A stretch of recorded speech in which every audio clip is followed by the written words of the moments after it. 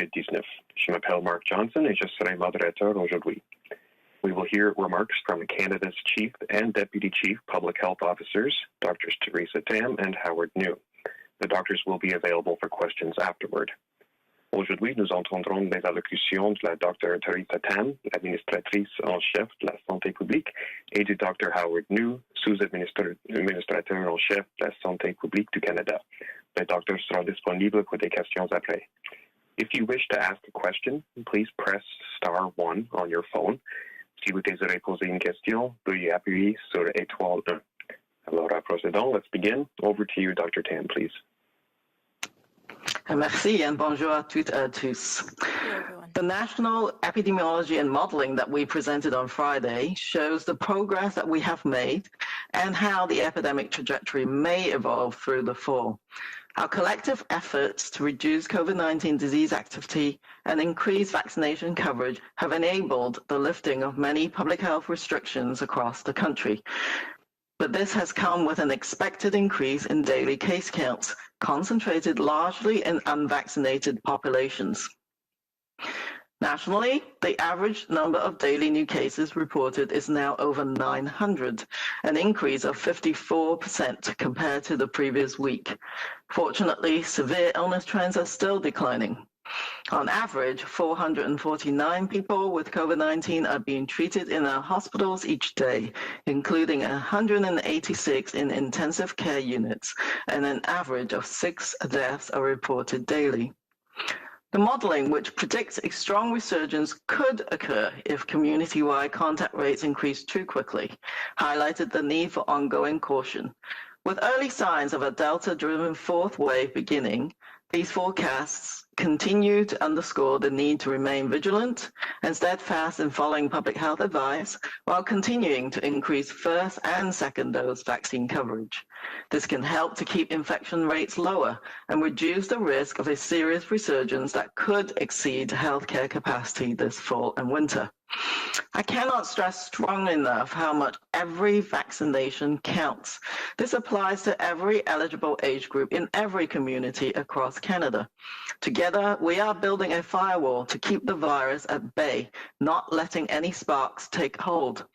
This serves to protect not only our own health and well-being, but also the well-being of those who do not mount a strong immune response to the vaccine or who can't get vaccinated, such as young children and those with medical contraindications to the vaccines. If you or someone you love hasn't already, please book an appointment to get the first and second dose. There's still time to get vaccinated and strengthen the firewall. With the fall quickly approaching, this month is crucial for building up protection before we gather in schools, colleges, universities, and workplaces. Let's take inspiration from Team Canada and keep striving for gold, which means getting fully vaccinated coverage above 80% across all age groups. Thank you. Merci. Megwich. Bonjour à toutes et à tous. La mise à jour nationale de vendredi sur l'épidémiologie et la modélisation montre les progrès que nous avons réalisés et la façon dont la trajectoire de l'épidémie pourrait évoluer au cours de l'automne. Les efforts que nous déployons collectivement pour réduire l'activité de la COVID-19 et augmenter la couverture vaccinale ont permis la levée de nombreuses restrictions de santé publique dans tout le pays. Cette situation s'est toutefois accompagnée d'une augmentation attendue du nombre de cas quotidiens concentrés en grande partie dans les populations non vaccinées. À l'échelle nationale, le nombre moyen de nouveaux cas déclarés par jour est maintenant supérieur à 900, une hausse de 54% par rapport à la semaine précédente. Heureusement, les tendances relatives au nombre de cas graves sont toujours en baisse. Le nombre moyen de personnes atteintes de la COVID-19 traitées dans nos hôpitaux chaque jour est de 449. De ce nombre, 186 sont traités dans des unités de soins intensifs et, en moyenne, 6 décès sont déclarés par jour. Les modèles prédisent qu'une forte recrudescence pourrait se produire si les taux de contact à l'échelle communautaire augmentent trop rapidement, ce qui met en évidence le besoin de faire preuve d'une prudence constante.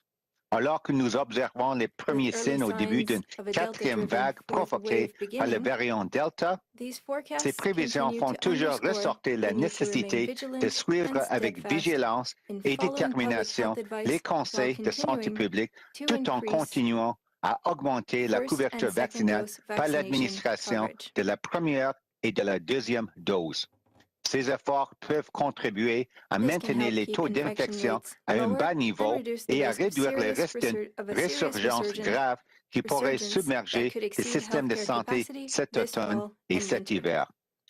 Je n'insisterai jamais assez sur le fait que chaque vaccination compte, et ce, pour toutes les tranches d'âge admissibles dans l'ensemble des collectivités du Canada. Ensemble, nous construisons un pare-feu pour tenir le virus à distance, sans laisser d'étincelles de se répandre. Ce pare-feu sert à protéger non seulement notre santé et notre bien-être, mais également le bien-être des personnes qui ne présentent pas une forte réponse immunitaire au vaccin ou qui ne peuvent pas se faire vacciner, comme les jeunes enfants et les personnes pour lesquelles les vaccins sont contre-indiqués pour des raisons médicales. Si vous ou l'un de vos proches n'avez pas encore pris de rendez-vous, nous vous prions de le faire pour recevoir la première et la deuxième dose. Il n'est pas trop tard pour se faire vacciner et contribuer à affermir le pare-feu. Alors que l'automne approche à grands pas, ce mois-ci, il est crucial que nous renforcions notre protection avant de nous rassembler dans les écoles, les collèges, les universités et les lieux de travail. Inspirons-nous de l'équipe canadienne et continuons de viser l'or, c'est-à-dire d'atteindre un taux de couverture vaccinale complète supérieur à 80% dans tous les groupes d'âge. Merci. Thank you. Miigwech. Merci, Dr. Tam and Dr. New. Thank you. We will now open the line up to questions. We ask that you limit yourself to one question and one follow-up. We will be taking your questions in both official languages. Nous allons prendre des questions. Nous vous demandons de vous limiter à une question et une question suivie. Vous pouvez poser vos questions dans l'une des deux langues officielles. Operator, first question. L'opérateur, première question, s'il vous plaît. Thank you. Merci. Please press star one at this time for any questions. S'il vous plaît, appuyez sur étoile 1 maintenant pour poser une question. And the first question, la première question est de Mia Rapson from the Canadian Press. Please go ahead. La parole est à vous. Yes, good afternoon. Dr. Tam, I'm just curious about the booster shot issue and what your thoughts are, whether or not Canadians need one, or whether Canada should hold off, as the World Health Organization has requested, on giving booster shots in order to get more vaccines to people who don't even have one dose yet. Thank you for the question. I think, again, we're looking at a data-driven approach. So monitoring how our vaccine strategy is playing out is very important, and the effectiveness. So monitoring for those breakthrough cases, monitoring if the initially vaccinated are having breakthrough infection, for example. Some of the initial vaccinees, of course, those, for example, in long-term care.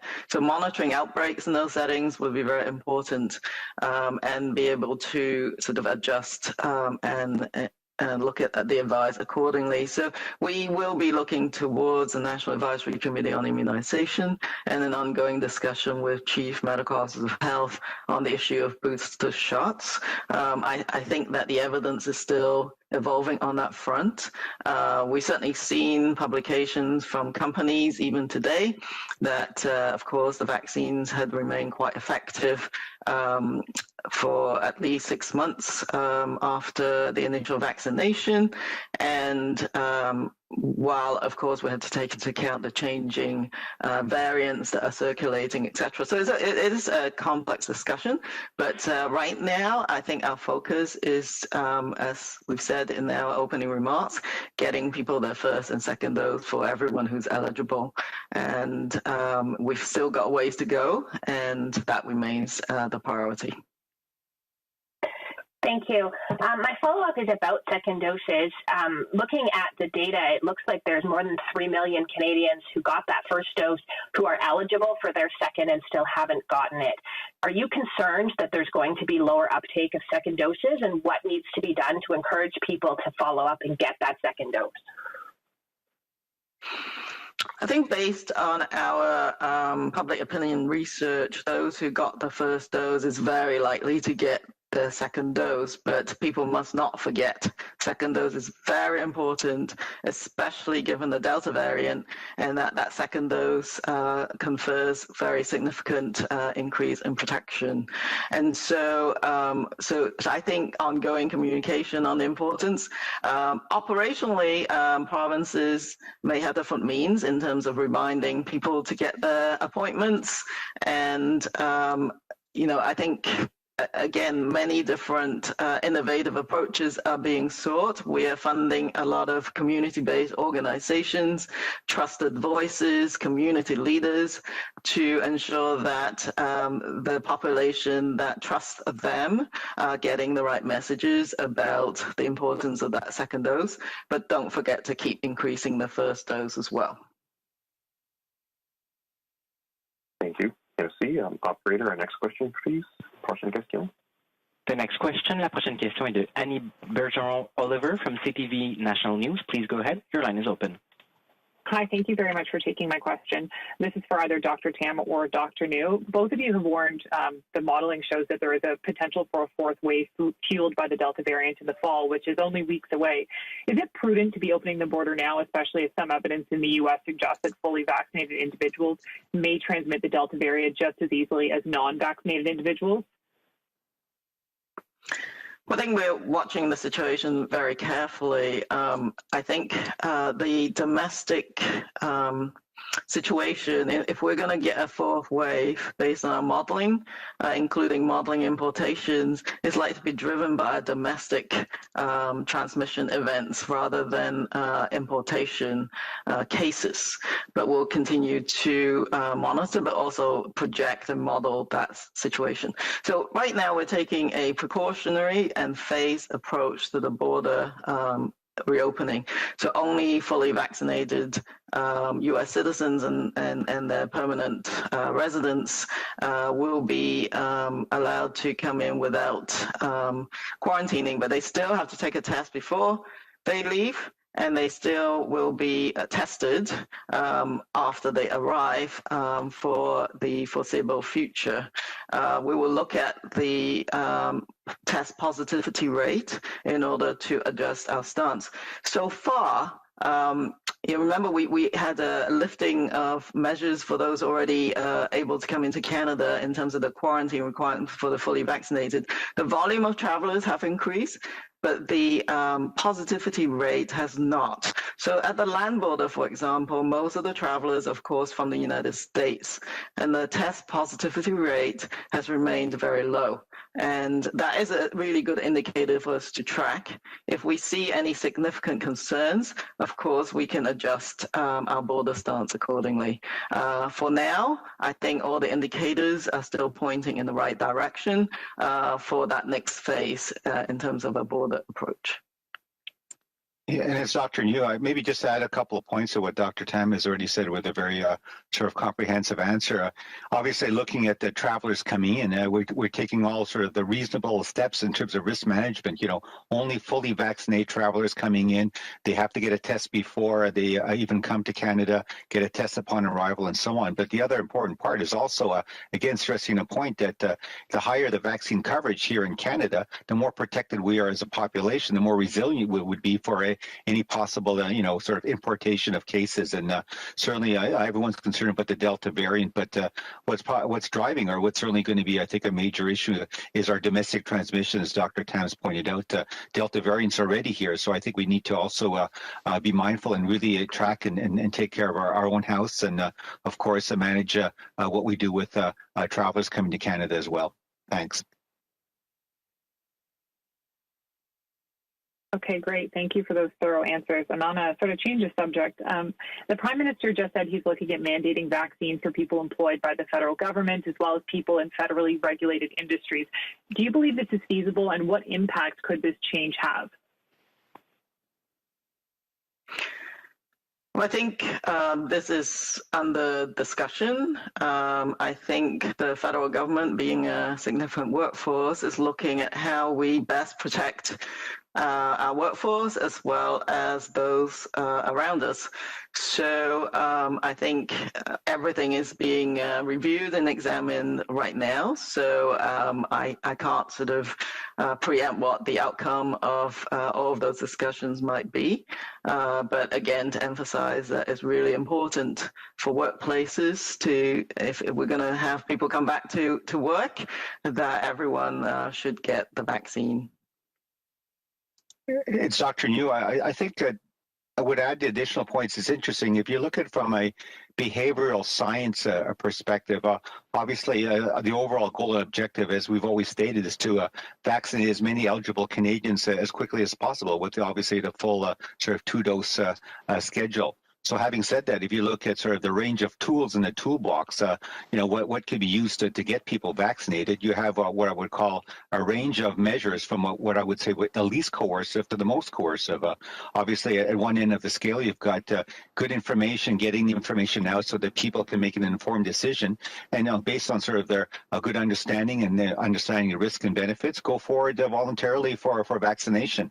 Then if you move along, along that scale, as we've seen that maybe there are other things that might motivate and drive people to get vaccinated. For example, could or should there be certain privileges for those who are vaccinated versus those who choose to remain unvaccinated? And you can see that, playing out in some of the various provinces and territories. So that's sort of another sort of tool in the toolbox. And of course, at the part end of the scale is, of course, the regulatory or sort of legislative approach. But that's something certainly that needs to be looked at careful a bit. I think all of the options, but the ultimate goal, of course, is to just get as many Canadians vaccinated as rapidly as possible.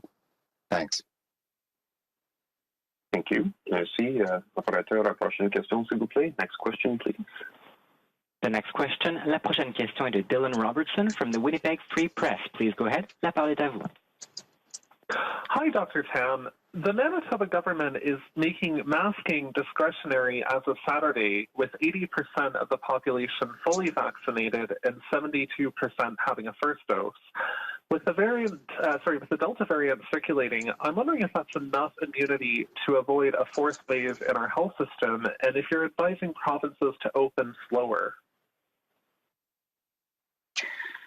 Well, I think, first of all, again, congratulations to the provinces for achieving some of the highest vaccination rates in the world, and just keep going, I think, is the key message here.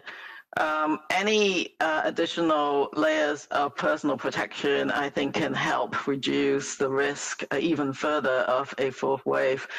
I think as the federal government, we provided some guidance on that front.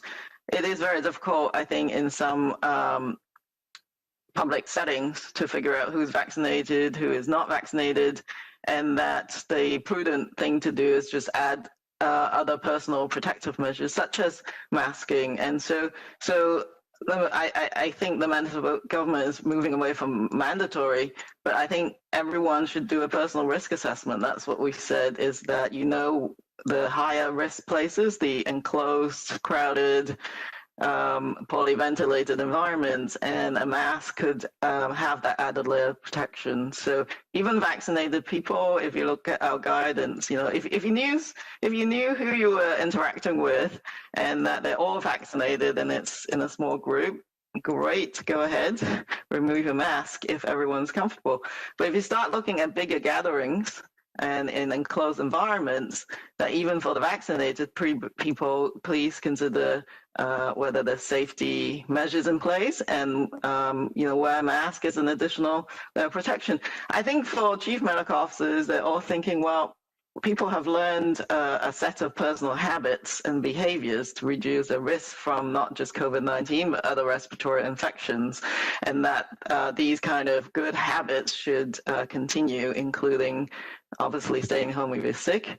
I would say adding another layer of protection, such as wearing a mask, could help. Every bit kind of helps and increase your chances of being able to open essential places like schools and other areas as well. So I think one would encourage this kind of adoption of individual personal protective measures. Thank you, Dr. Tam. And also regarding the Delta variant, the Manitoba government still has no timeline for when it will publish modeling on the impact of Delta. I'm wondering if you can confirm if that is helping Manitoba either with the modeling for Delta or screening tests for Delta. And do you think this modeling should have been made public already? We actually provide our modeling data to the provinces on an ongoing basis, and we discuss it at the Special Advisory Committee. So it's all shared.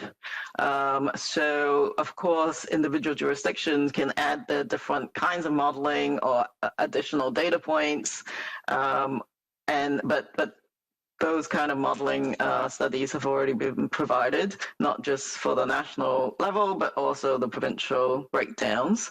Models, of course, they're different models, and they're used for different purposes in terms of looking at scenarios going forwards. But again, Manitoba's done really well, and I think can just keep going to keep their transmissions low and prevent their health services from getting overwhelmed. I think our modeling, of course, that was presented, not just focus on case surges, but keeping the health system intact and not overwhelmed depends on, right now, one of the key things is getting younger populations vaccinated to up to 80% or above. That's still the same for Manitoba as everybody else. And the testing and continuing testing and contact tracing is also important. And with both of those measures, the modeling shows that even with Delta variant, you can keep below that sort of red line of healthcare capacity being overwhelmed. Even at a provincial level, you may have to look at local situations as well. The health capacity is not the same everywhere. So there'll be further analysis, I'm sure, that's being done at the even more granular level than the provincial itself. Thank you. Merci. Operator, next question, please. Prochaine question, s'il vous plaît. The next question, la prochaine question est de Clara Descourningues de la presse canadienne. Please go ahead, la parole est à vous. Bonjour. Donc, je voulais savoir, avec la majorité des Canadiens qui sont vaccinés et qui vont continuer de l'être, s'il y a une quatrième vague, j'aimerais savoir, c'est quoi les mesures qui sont envisagées, puis est-ce qu'il y a une différenciation des mesures pour les Canadiens vaccinés et non vaccinés? Merci pour la question aussi. Je comprends bien. On attend peut-être une potentielle quatrième vague. D'après moi aussi, c'est un enjeu important. On continue à discuter avec nos homologues de toutes les provinces et territoires, incluant le Québec. C'est sûr que le but, l'objectif, si on parle de la perspective de la santé publique, c'est de continuer de vraiment encourager toute la population admissible pour la vaccination de se faire vacciner parce que c'est très important d'avoir, comme on dit, un bon niveau de protection à l'échelle de la population. Donc, on voit maintenant l'impact de la vaccination, les bons, comme on dit, résultats à date. On voit que le taux des conséquences graves comme les hospitalisations, aussi les décès sont vraiment comme beaucoup, les nombres de cas sont beaucoup plus faibles qu'avant. Mais si on continue à surveiller qu'est-ce qui se passe. C'est toujours possible avec les indicateurs comme le taux d'infection, le taux de reproduction réel, le taux d'hospitalisation, aussi les décès. On continue à suivre à l'échelle nationale, mais aussi dans chaque province et territoire. Et c'est vraiment à l'échelle de la province, mais aussi vraiment à l'échelle aussi locale pour modifier, si c'est nécessaire, les mesures de santé publique selon l'épidémiologie et aussi le contexte et les autres facteurs à l'échelle locale. Parfait. Question de suivi. Je voulais savoir, ce serait quoi la différence, en fait, de fonctionnement entre une quatrième vague où il y a une partie de la population qui est vaccinée et, mettons, les premières vagues qu'on a eues, c'est quoi qui va être différent s'il y a une quatrième vague? On voit maintenant que le nombre de cas sont peut-être, ça commence à augmenter dans plusieurs administrations et c'est pas inattendu parce qu'on sait avec le variant Delta que c'est une souche, on peut dire, très transmissible et ce qu'on voit aussi que la plupart, la majorité, plus que 80, même 95% des cas dans nos hôpitaux sont parmi les personnes non vaccinées. Donc, si on parle d'une quatrième vague, c'est vraiment, je pense, on voit peut-être qu'on peut avoir beaucoup de cas d'infection, mais c'est sûr que parmi les personnes vaccinées, c'est toujours possible d'avoir une infection, mais comme dit, la maladie et les conséquences sont beaucoup moins graves parmi les personnes vaccinées comparées aux personnes non vaccinées. Donc, ce qu'on attend, c'est s'il y aura une quatrième vague, c'est vraiment une vague vraiment, vraiment parmi les personnes non vaccinées. Donc, pour éviter, au moins pour mieux gérer une quatrième vague, c'est encore le même point on a fait plusieurs fois et il faut vraiment encourager tout le monde de se faire vacciner parce qu'en automne, c'est sûr, on sait qu'on va se rassembler à l'intérieur avec dans les écoles, dans les lieux de travail aussi avec l'hiver. Donc, c'est très important de planifier, de préparer à l'échelle de la population et aussi à l'échelle individuelle de se protéger contre une quatrième vague avant l'hiver. Merci beaucoup. Opérateur, la prochaine question, s'il vous plaît. Next question, please. Thank you. The next question, la prochaine question est de Abigail Biman from Global News. Please go ahead. Your line is open. Thanks for taking my question. I'm wondering if there's been any progress on the question of Canadians who received mixed doses and may be barred from travel or certain events. Do you recommend that provinces start administering a third shot as Quebec has done?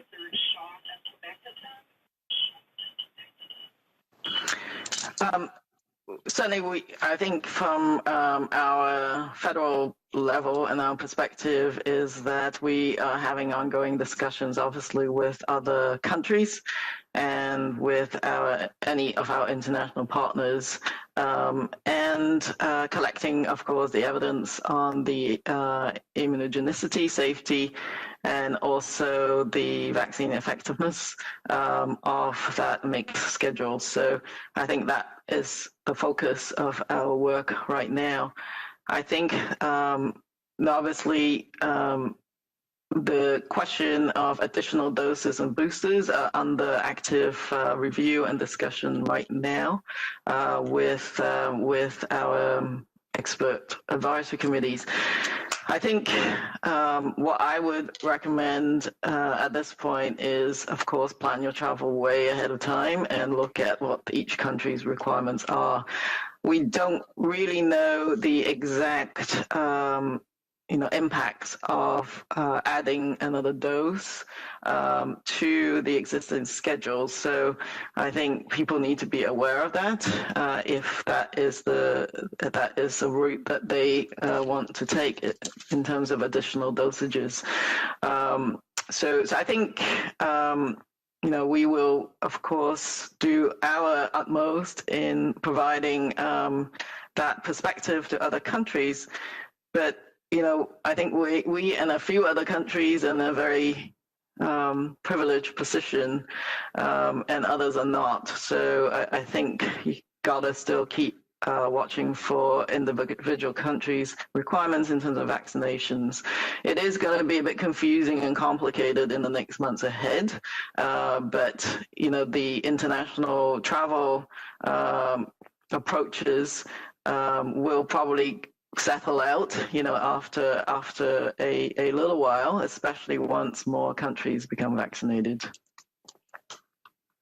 It's Dr. New. I guess the additional point I would stress, and Dr. Tam's already mentioned, is that certainly for any individual, but even at a population level, the number of doses that an individual should receive of a vaccine, or even a mixed dose schedule, it should be based on the science and the evidence, safety, vaccine effectiveness, and so on. And I think it should be based on the science and not sort of, I think, on convenience factors, or based on sort of a policy, be it other countries and what they are accepting or not accepting. We're continuing to work with these other countries and internationally as well with other partners to develop a more coherent approach. Hopefully internationally that does allow, I think, travel between countries based on acceptance of certain vaccines and schedules. But at this point, I think it's important to stress that vaccines and the number of doses should be that should be given to any individual should be based on the science and not really on other factors such as that.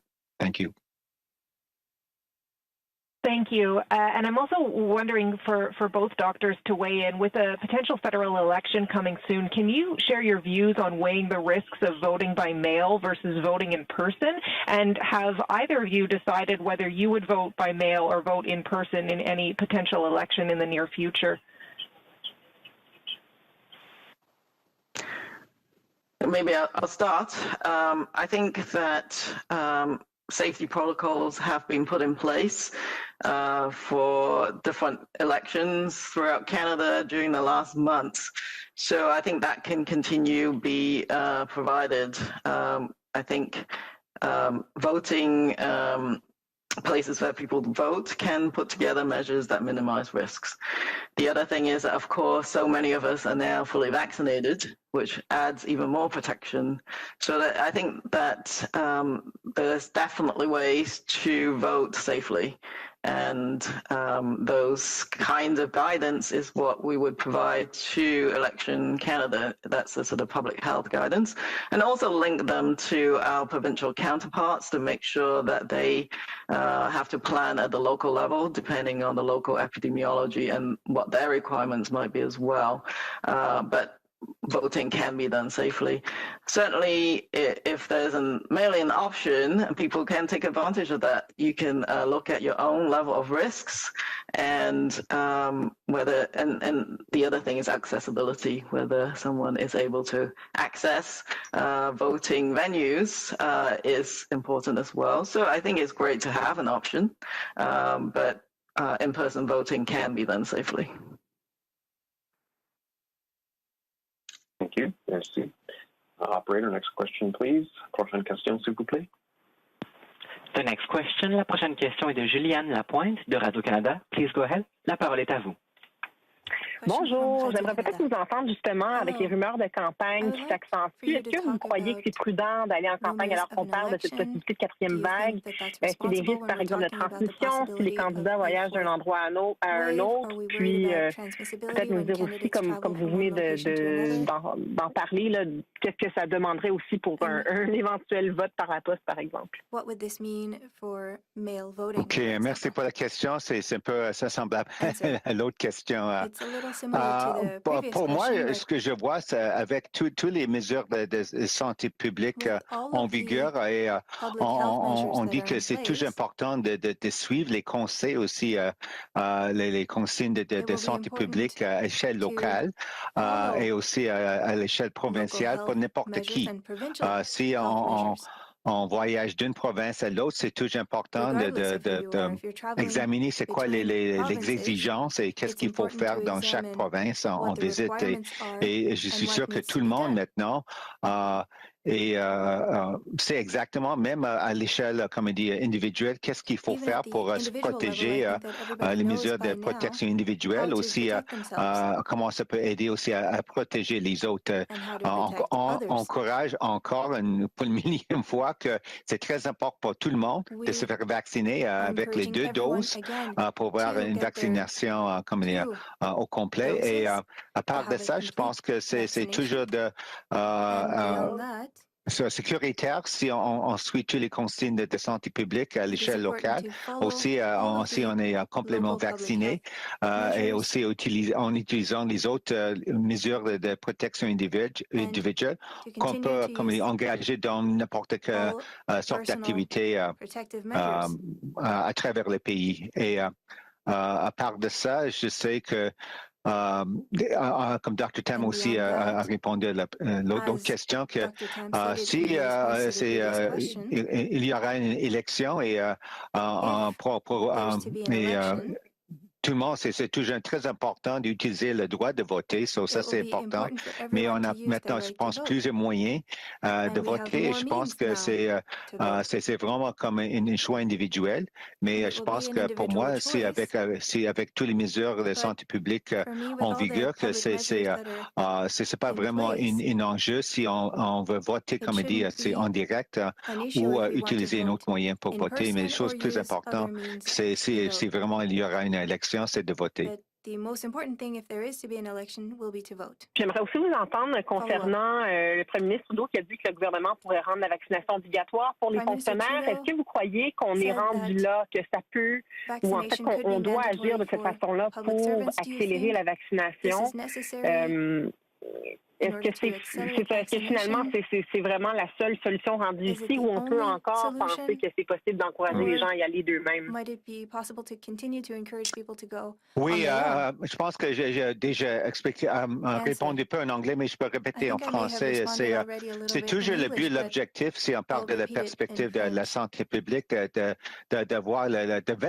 vacciner le plus grand nombre de Canadiens admissibles le plus rapidement possible. Donc, c'est toujours le but. Et on veut peut-être une couverture vaccinale à plus de 80%, peut-être pourquoi pas même 90% avec les 2 doses. Mais si on veut atteindre le but, l'objectif, il y a toujours, comme on dit, une gamme des outils, des moyens pour atteindre le but. D'un côté de la gamme des outils et des moyens, c'est de fournir l'information crédible, les données probantes pour les personnes, tous les Canadiens et Canadiennes, d'être bien informés pour prendre une décision de se faire vacciner volontairement, parce qu'on croit dans la science, on sait c'est pourquoi les bénéfices de la vaccination contre la COVID-19.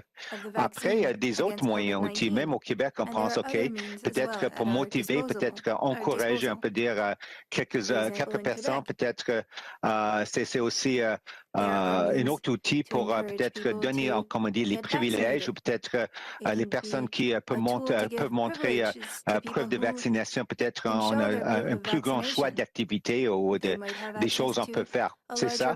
Et finalement, c'est une autre possibilité, un autre outil d'utiliser le droit, la loi ou des moyens réglementaires pour se faire vacciner les personnes.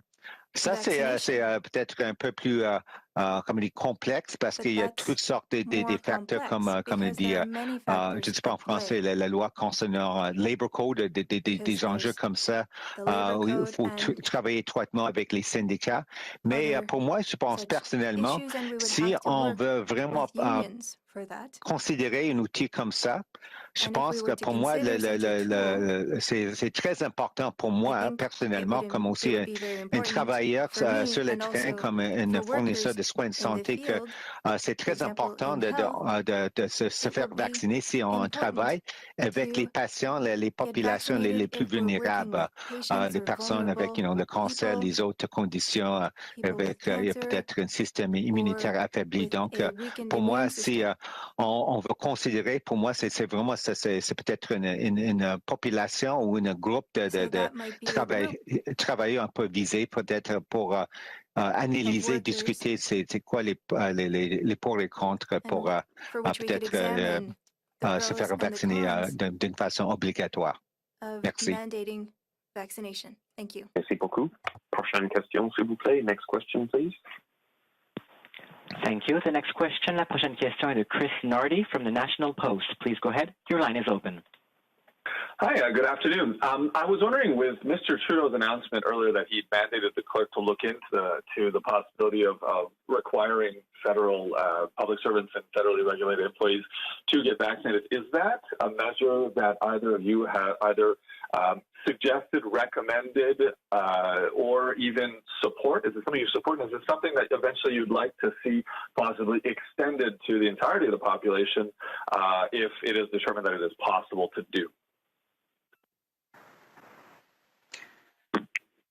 Yes, this is Theresa Tam. So it is the discussion is led. Certainly, the clerk is very much involved, and the Treasury Board as well. And it mainly, involves those looking at occupational health, and every deputy, of course, also has a mandate for their own departments. So it's these kind of conversations and discussions and being done at a deputy minister's level.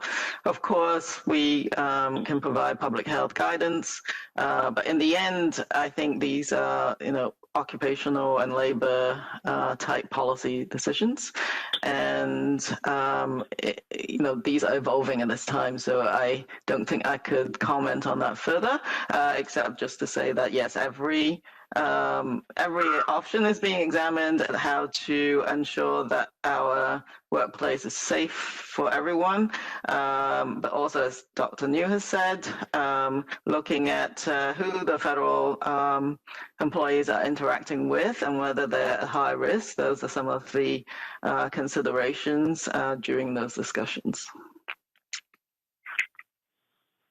And as a quick follow-up, the Legault government also announced that Quebec would be the first to put in place an official vaccination passport.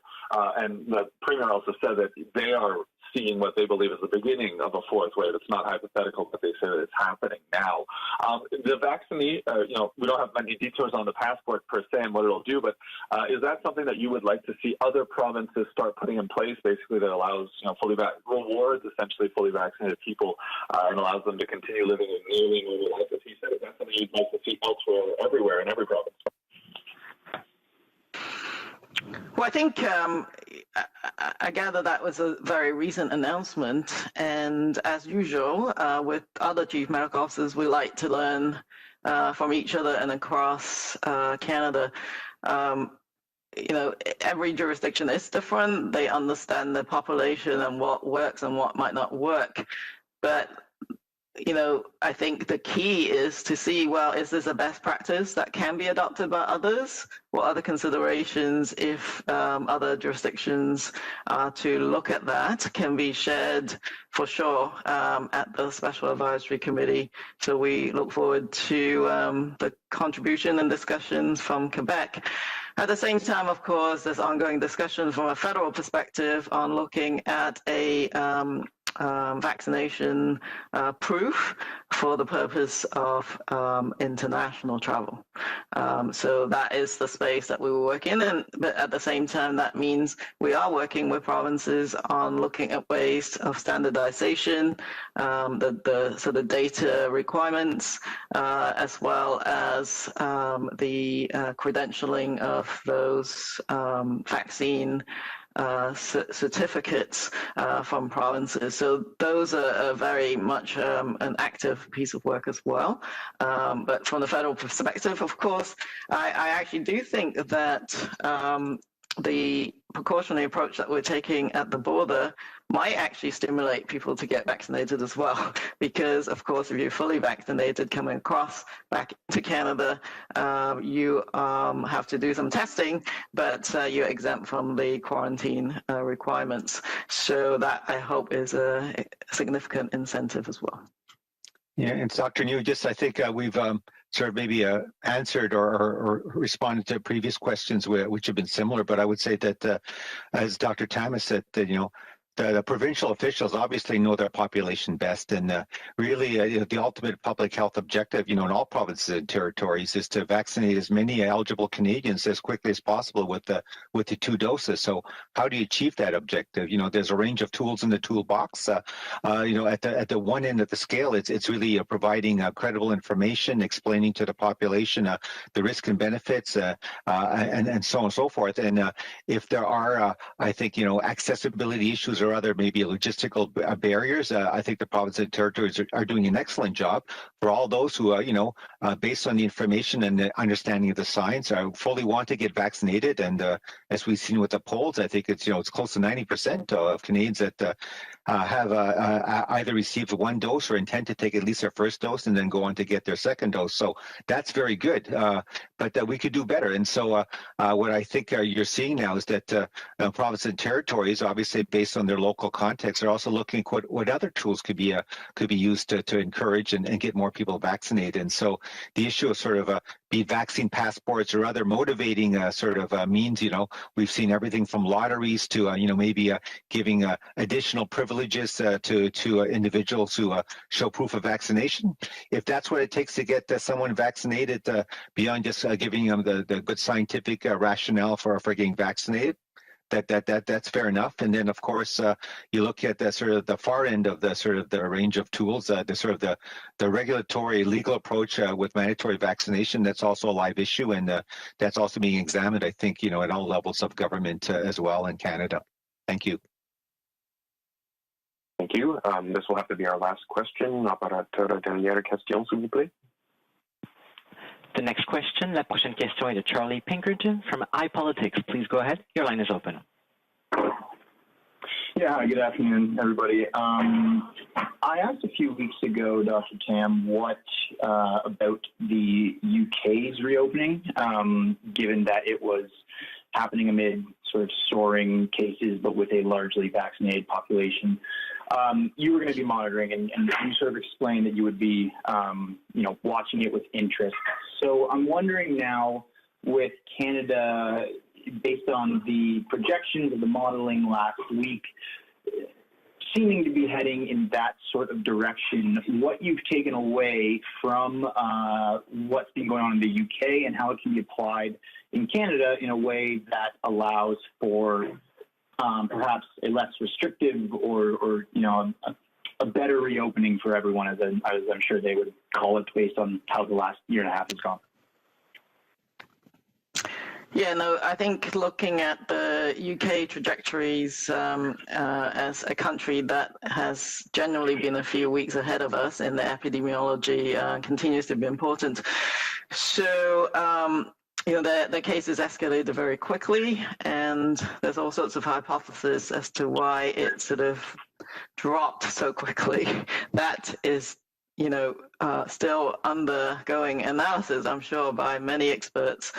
But the lesson learned is that it's really still being fueled. It was fueled by outbreaks mainly in the unvaccinated population.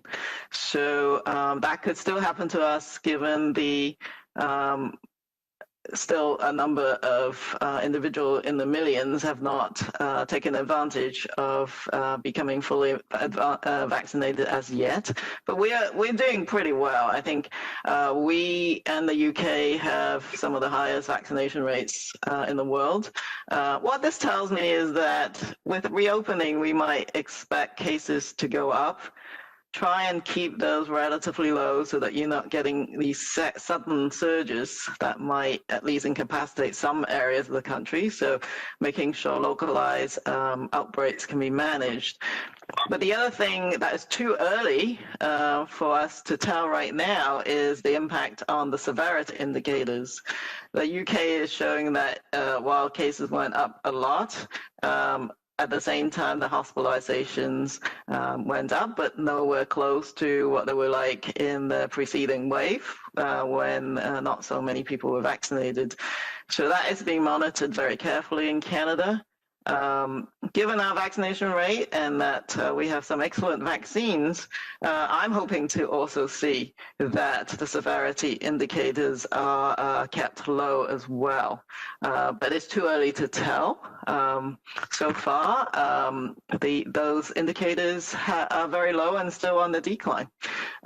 So that's, I think, the ultimate objectives is that to keep hospitalization, ICU admissions, and deaths as low as possible. Okay, thank you. My other question is related to what the WHO is requesting around booster shots, and that countries hold off on doing that until the end of next month to allow other countries to catch up in their vaccination.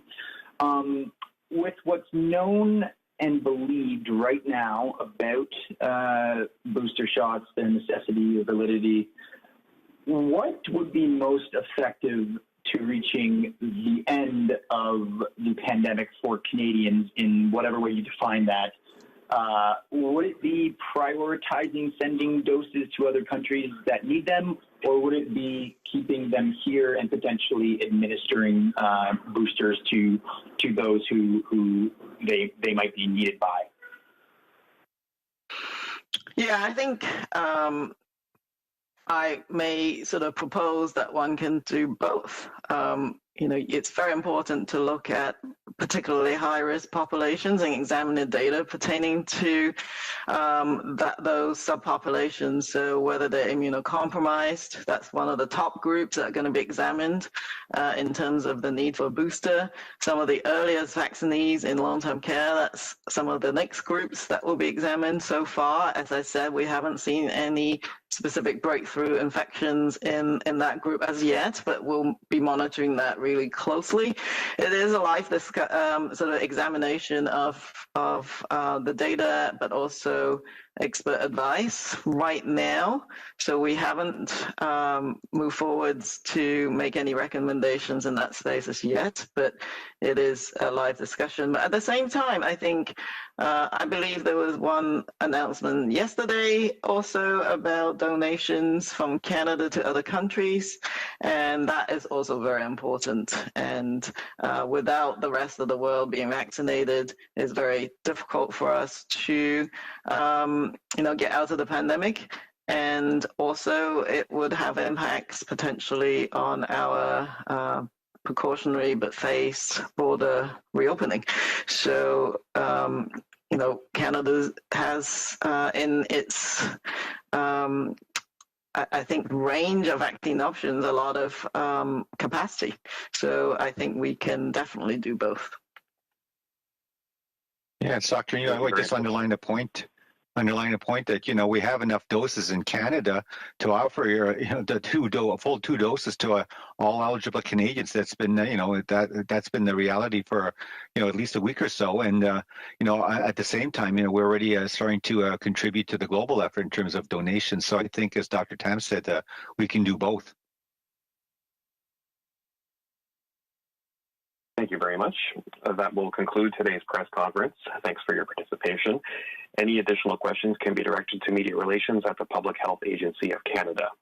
La conférence de presse est maintenant terminée. On vous remercie de votre participation.